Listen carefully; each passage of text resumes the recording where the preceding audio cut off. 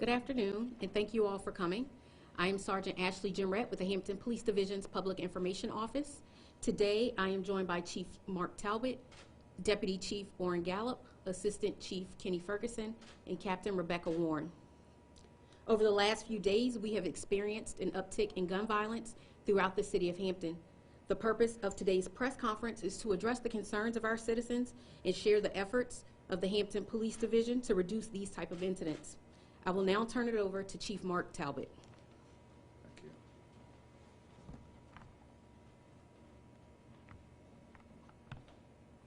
you.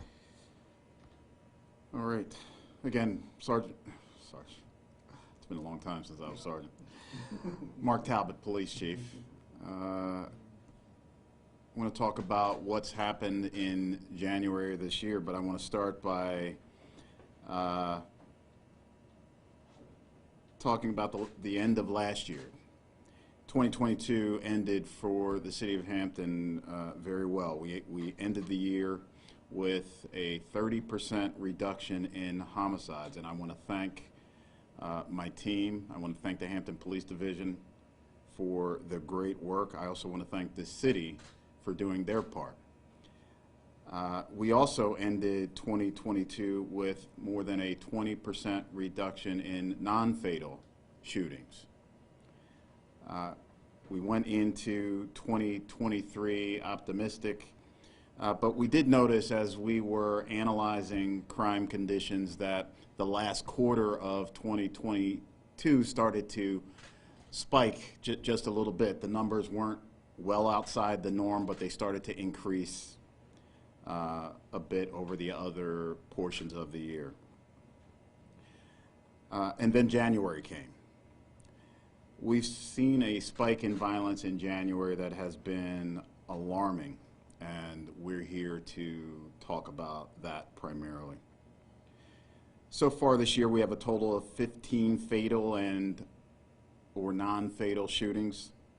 This represents 20 people who have been shot, and tragically 9 of the 20 have lost their lives. I want to go over the homicides that have occurred this year. On January 11th, we had an officer-involved shooting at Big Bethel and Todd's Lane involving homicide suspect Lamont Lewis. Then a few days later, on January 15th, we had a homicide at 17 East County Street. There, 19-year-old Joshua Scriven lost his life.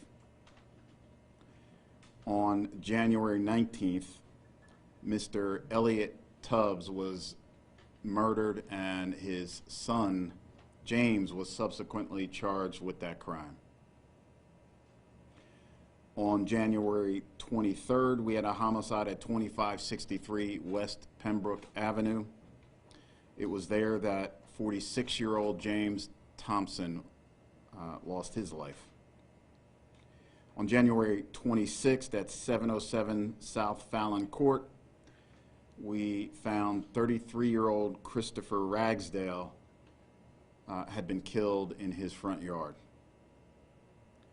Then on January 29th at 929 Aberdeen Road, we discovered that Dwight Jason McKinley was found dead inside the kitchen of his home. He had been tragically murdered as well.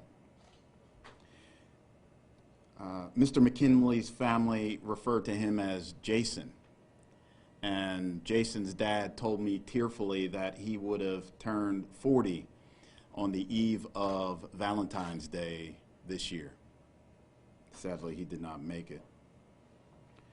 And then last night, January 30th at 23 Salisbury Way, 3 people lost their lives. We discovered that DeJounte Nash, who was 24, and Destiny Layton, who was 25 years old and 8 months pregnant. Mr. Nash, Ms. Layton, and Ms. Layton's unborn child all perished. Tragic and senseless crimes that represents a lot of pain for families, a lot of pain for neighbors and friends, and a lot of pain for the city, and frankly, a lot of pain for this police division. We're here to let our city know that we're using this pain that they're feeling and we're feeling as motivation to bring safety and security back to this city. These aren't random crimes. Our victims were targeted. I'm very proud of, and I want to thank publicly our detective bureau that has worked tirelessly to bring these killers to justice. We will certainly do so with most, if not all, of these cases. Beyond those active investigations, our team has come together in this room, in fact, to talk about the steps that we will take to restore safety to the city, as I said. Our approach will be an all-hands approach, from me down to our executive team, some of whom are represented here, down to the youngest rookie on the force. All of us are going to be out in our hotspots. All of us are going to be playing a role in delivering safety to this city. We have a clear mission in place. We have partnered with our state and federal agencies who have agreed to come in and assist. I want to thank the Virginia State Police. I want to thank, again, our federal partners. We would also like to thank City Manager Mary Bunting and Assistant City Manager Steve Bond, whose leadership has been essential to us having the resources to do what we need to do. We've also partnered with other city agencies. We've partnered with our Neighborhood Watch. We're in contact with those folks, and we believe that we will be able to leverage their understanding of the neighborhoods to help keep everybody safe. There are also some key partners out there that would certainly cringe if I mentioned them publicly, but I'd like to thank those other members of the public that make everybody else's safety a big part of what they do and what they care about. We're very confident that over the course of the next few weeks, we will end this vicious spike in lethal violence.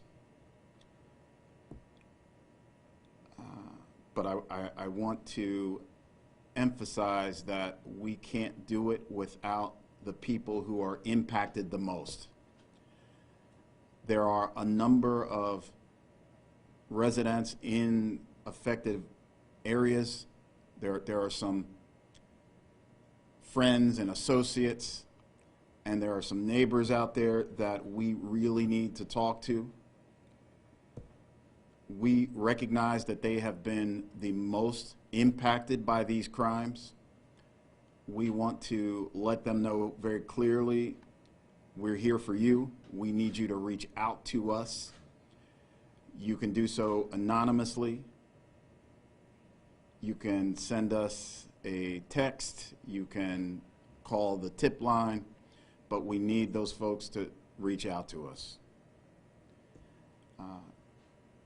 We will partner with the city and get everybody through this, and we will make sure that we do not have to live through a spike like this again. And with that, I'll take questions. You mentioned that you all are partnering with state agencies. How has the state police assisted you all this month in crime? How have they assisted us? Could you give me the last? How has state police assisted you all this month in crime? So the state police typically are instrumental in reinforcing the work we do with traffic. They reinforce the work that we're doing on the interstate to keep this city safe. And they've offered to help as needed. They have offered and continue to support us in sharing intelligence information that they have available to support our efforts. And we deeply appreciate that. And you said that these shootings are not random, they're targeted. Can you elaborate a little more on that? Are they, a lot of these we're seeing domestic related, or can you just elaborate on that a little bit? Sure. So fatal and non-fatal shootings tend to work the same no matter where you are. We sometimes look out and think that bullets fly indiscriminately in neighborhoods. They don't. Fatal and non-fatal shootings tend to concentrate very heavily amongst small social networks. They concentrate among tight sections of our neighborhoods, and that's what we're seeing here in the city of Hampton. Is there any reason potentially for this past spike in the past month? You know, at the heart of violence is always somebody who's making a profoundly bad choice, and we all need to remember to place our angst and unhappiness there with the people that are making those choices. On a larger scale, why do we think we've seen a spike like this? Well, you know, in one sense, sooner or later, what's possible tends to happen. It's within the realm of possibility when we have a country in which we have more guns than people. We've created this recipe for urban environments to have an increased level of fatal and non-fatal shootings. So it is predictable. This level of violence is frankly unprecedented, and there's a lot of work to do to bring it back to quote-unquote normal levels, which feels like an oxymoron.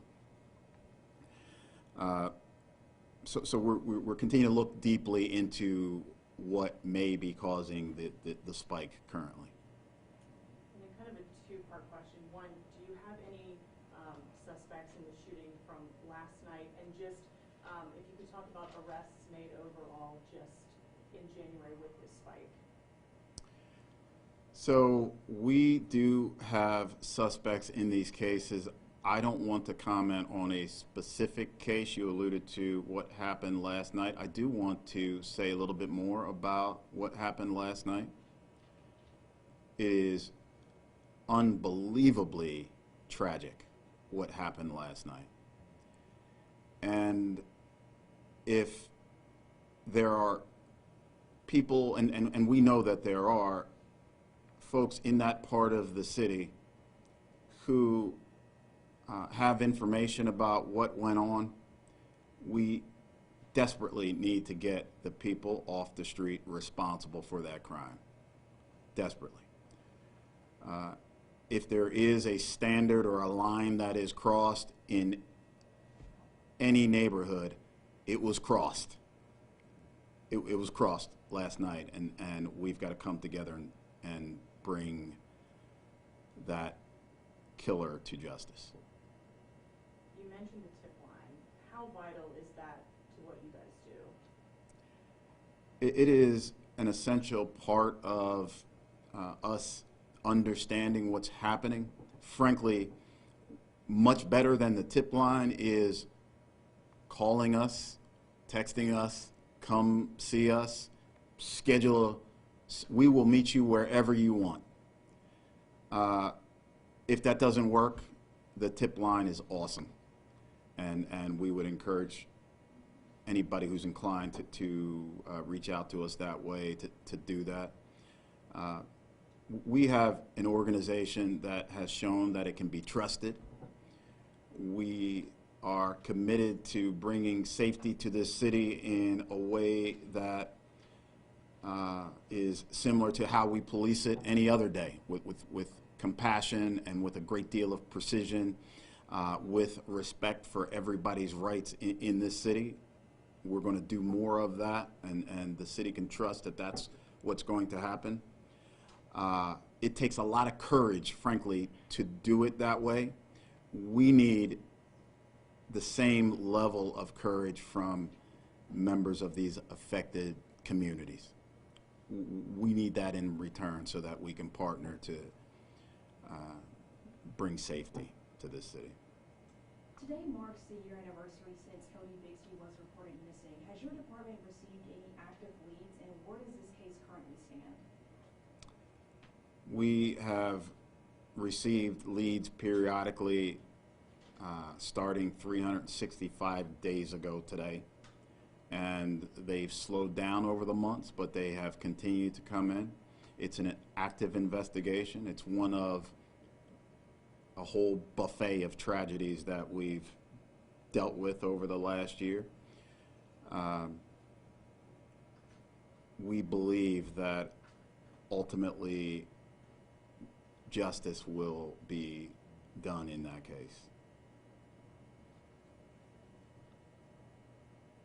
Do you feel like your clearance rate has to be kind of looked at in the realm of the most recent this month and see, are we doing this like we need to? You guys had a drop in murders last year, so how does that affect your detectives and the clearance rate of things? I mean, I don't know whether it's by nature or what have you. I'm never satisfied. So my team is clear that whatever number we end up with, we're looking for more. I know that the team shares a sense of urgency around each and every one of these cases. We want to solve all of them. Unfortunately, clearance rates are deeply tied to the people involved. They're deeply tied to the people involved. And we spend a lot of time looking at detectives and detective supervisors and police chiefs, which is fair. That's what we all signed up for. But clearance rates are about the people who know what happened. And when we are able to encourage the people impacted the most to partner with us, we're able to raise our clearance rates. We look forward to continue to build our reputation as an organization that can be trusted. But clearance rates are really a tough hill to climb without a partner on the other end supporting our efforts in those individual cases. What was your clearance rate for 2022? I do not know. We will certainly get that to you. Are you allowed to elaborate on what type of things the citizens will see from the Hampton Police Department going forward in the next few days and weeks to help with this fight? So it's a really good question, because many people may see nothing. We have a profoundly safe city, a profoundly safe city.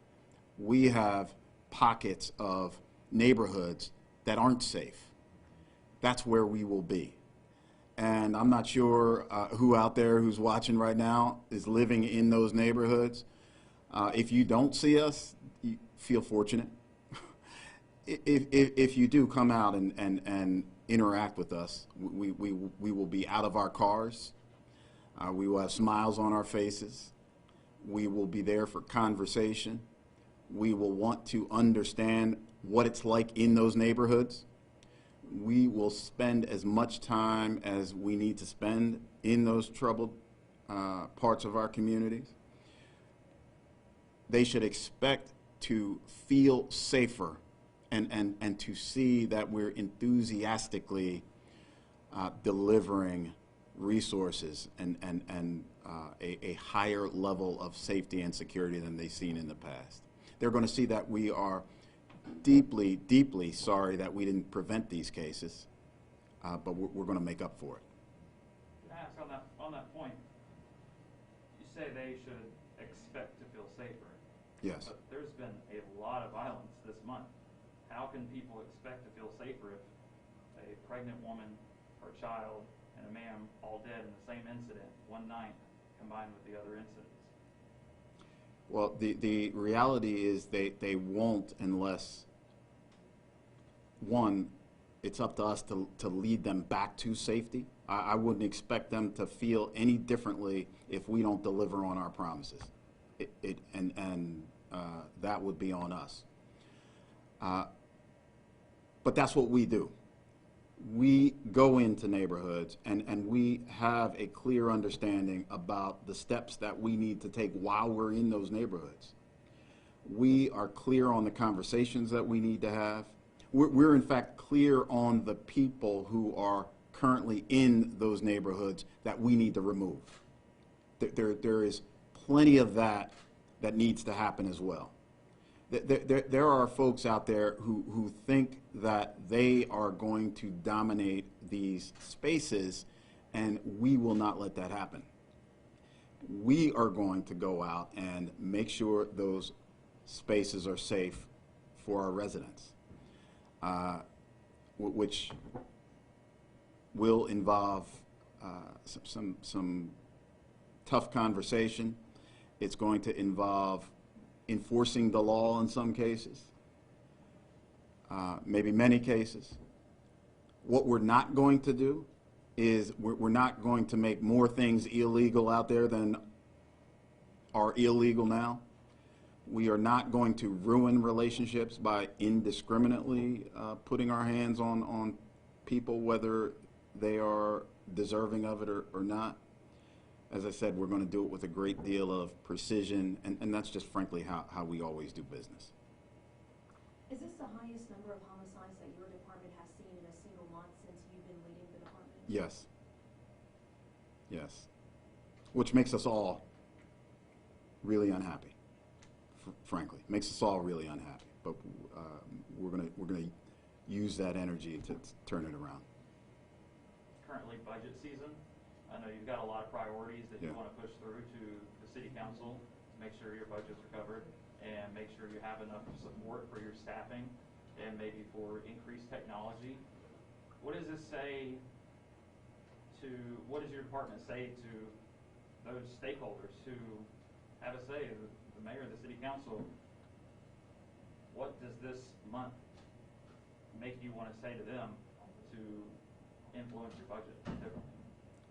I frankly have an amazing city manager, assistant city manager, council, mayor. This is a great city, and I don't remember being told no. I don't remember somebody telling me, Chief, no, that thing you need to keep this city safe, you can't have it. I haven't seen it. I don't expect to see it.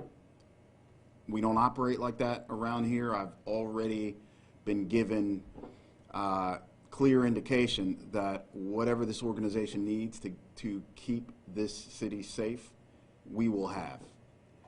So I don't have any concerns about resources getting in our way, and they won't, nor will anything else. And what was that number for homicides for this month in January? So last night represents homicide number 7. And to be clear, it represents 9 homicide victims. You mentioned the partners that need to be part of the conversation in speaking up about the clearance rate. What, if there was a top line thing, hey, I need you, to the community, I need you to do this, what is that top line thing you need the community to be doing to help clear these, help stop this violence? So these are tough times, you know, just lightly alluding to Memphis. Tough times in policing, tougher times in urban communities, tougher times in urban communities. There are people who feel and do have reasons not to trust the police. There are folks out there that have really good reasons not to trust the police. I'm proud to say we haven't provided reasons that we shouldn't be trusted in the Hampton Police Division. The only way to turn around concentrated violence is for impacted members of the community, for police organizations, city governments, people who care, people who have resources, social service agencies, to partner, and that's what we do here, partner to go into those neighborhoods and not only deliver policing, because we can only fix so much.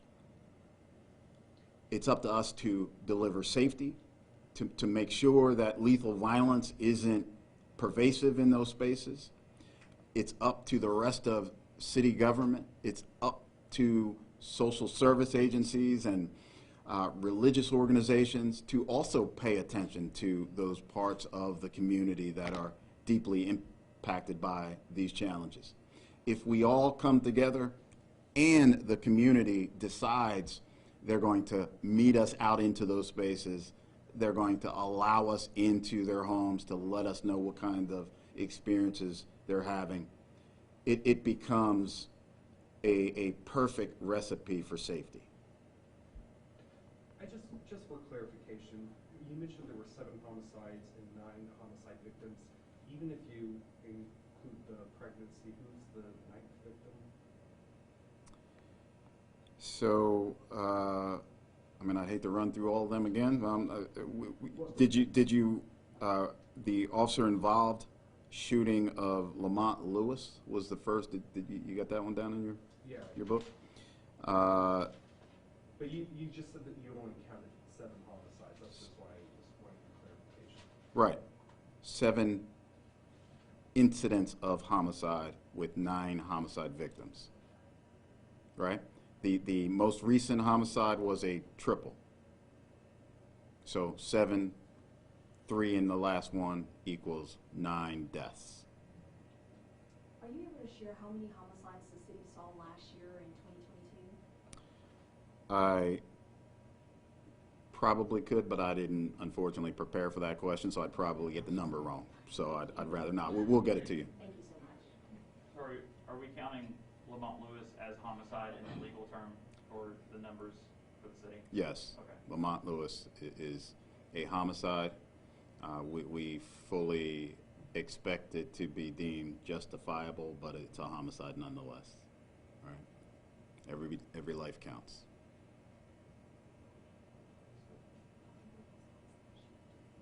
Thank you. Thank you.